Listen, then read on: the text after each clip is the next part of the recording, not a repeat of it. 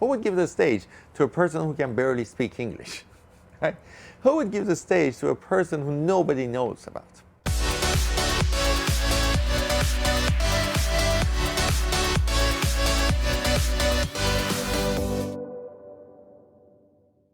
Hey, this is Iman Aghay, the founder of Success Road Academy and the creator of Ultimate Course Formula and an international professional public speaker. Now, I never start my beginning of my videos with saying international professional public speaker, except this one. The reason for this is because I want to tell you about the speaking career. A lot of people ask me, a lot of people ask me how I became an international professional public speaker, starting absolutely from scratch, right?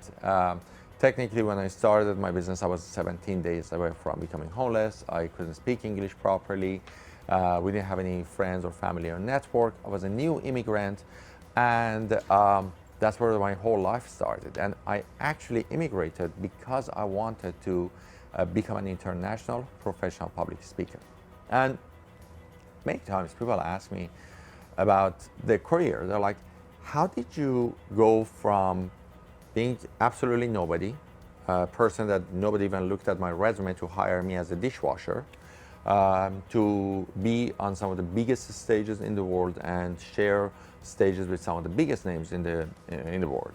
And I tell you, the whole journey hasn't been simple. And actually, a lot of things went into building my career as a public speaker. And the thing is, a lot of people see the public speakers and hear about this overnight success, and they don't realize the amount of work that goes to becoming an overnight success. So today I'm going to tell you a little bit of some parts of that story, that what it took, how I started, and how this can also help you to find new ways and become more creative and get ideas around how you can build your own platform and become a public speaker. So back in 2009, I moved to Canada because I wanted to become an international professional public speaker. That was my dream, right?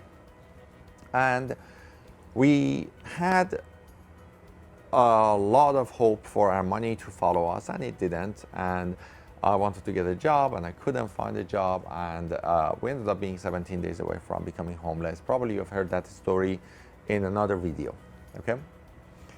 But the day that I started my business, 17 days away from becoming homeless, also I started a group called Vancouver Business Network. And the reason I started Vancouver Business Network is because I wanted to become a public speaker, but I knew nobody is going to give me a stage. Who would give the stage to a person who can barely speak English? Right?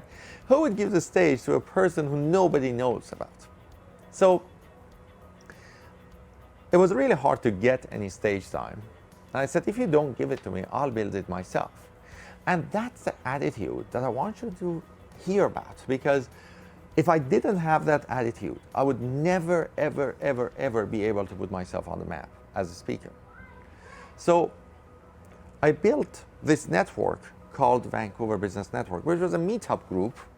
I paid $89 for 6 months for that meetup group, and I named it something good, something that people loved about it, something that people loved and wanted to be part of it. And when I started Vancouver Business Network, because it was a meetup group, I owned a stage. Then I started going to Toastmasters clubs. I started going to one Toastmasters club every week, and every week that I went to that Toastmasters club, I started taking several roles. And I had no idea about these roles, but I volunteered so I could talk more. One of the biggest challenges I had as being a public speaker and speaking in English was that I had lost my humor, because I didn't know how to have humor in English. Like, I totally lost it, right? And when I was speaking in my native language, I was always funny, and then in English, I was speaking like I was a book. So there was a very different story between the two, right? And I couldn't speak impromptu. I had to prepare everything. But getting myself on the stage every single week and trying to get new ways of talking, that pushed me way out of my comfort zone, but also it started strengthening my muscles, my public speaking muscles. And then I joined another Toastmasters club, and I started like going to 2 different Toastmasters club, and I was taking several roles every single week. Like I was the counter, and I was the grammarian, I was the evaluator. On the same night, I would stand up for being part of the table topics. And you know, if you're part of a Toastmasters club, you know what I'm talking about.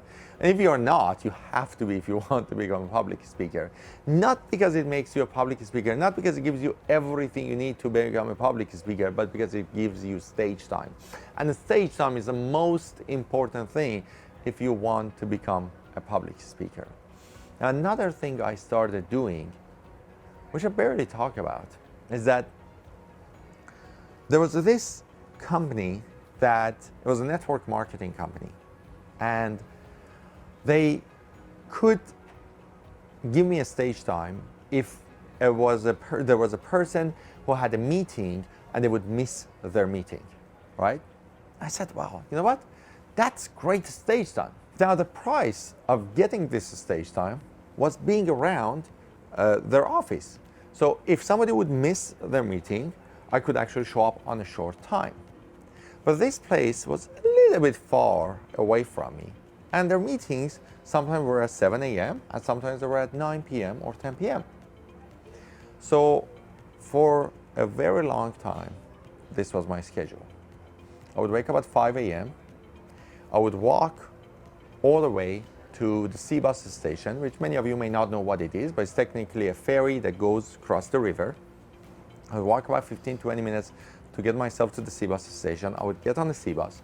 I would go to the other side for about 20 minutes. I would get out of the sea bus, and I would walk to the SkyTrain station, which you may not know what it is, but it's kind of similar to subway, right? I would get myself to the SkyTrain station. I would ride the SkyTrain for about an hour to get to another city. And then I had to take a bus. So I would go to a bus. I would take another 45 minutes on that bus ride. And after 2 hours and 15 minutes, I would get to the office at 7 a.m. So sit at the office, I would look at the schedule plan, see who are coming, who are not coming. And based on that, I would plan my day, right? And my day included dropping off resume for getting survival jobs, getting whatever job, so pay off my bills, hopefully. And then being around this place so I could show up on a short notice, on 5-minute, 10-minute short notice. So if a speaker wouldn't show up at their talk, I could actually jump on the call, or jump on the meeting and take it over. And then I would stay around that office for about 7 a.m. to 10 p.m. And at 10 p.m., I would get on a bus, ride all the way to the SkyTrain station, take the SkyTrain about an hour back to the sea bus station, take the sea bus, and then walk for 2 hours, for 15 minutes, all the way up to our home. I would get home by around 12 midnight, and then I would sleep till 5 a.m., and at 5 a.m., again, the whole story would start from scratch. Now, out of 7 days of a week that I would do this, I would get 2 half-an-hour public speaking opportunities. 2 half-an-hour speaking opportunities. And many people don't realize that when you want something so bad that you are willing to have a 4-hour commute every day, spend about 16 hours in a place that gives you half-an-hour opportunity or maybe an hour opportunity every week, and you still do it every single day, then you can bring that dream to reality. I think I would never ever become a public speaker. I would never ever make it as an international public speaker if I hadn't taken that work, if I hadn't done that work, if I hadn't paid that price. And I'm with building my Vancouver business network and doing all of this work, I started getting better at public speaking. And then I started inviting other influencers to come to my events and speaking on the stage. And you know what happened? I started building my brand as being beside these influencers. So I had an influencer coming in, I was being seen beside this influencer, and that made me known as an influencer in the city. As a result of that, in 2011, I got invited for my biggest stage time ever at that point to speak in front of 450 people. Now, there's a big story there. I'm gonna tell you that story in the next video because that story was a turning point in learning the attitude that I need to have if I want to succeed as a public speaker. So we're gonna have this to continue this in the next video. I look forward to seeing you in the next video. But if you are working that hard to build your career in anything, or if you are passionate about something so hard that you are willing to do that work, go comment below and let me know what it is that you are so passionate about, that you are willing to do the work, that you can make, you're willing to pay the price to bring that dream to reality. Okay, I still look forward to seeing your comments below because those are the comments that inspires other people, and those are the comments that inspires me because I can see that there are lots of people who are willing to go above and beyond and put a lot of work into this. Okay, so go below, comment below, and I look forward to seeing you in the next video.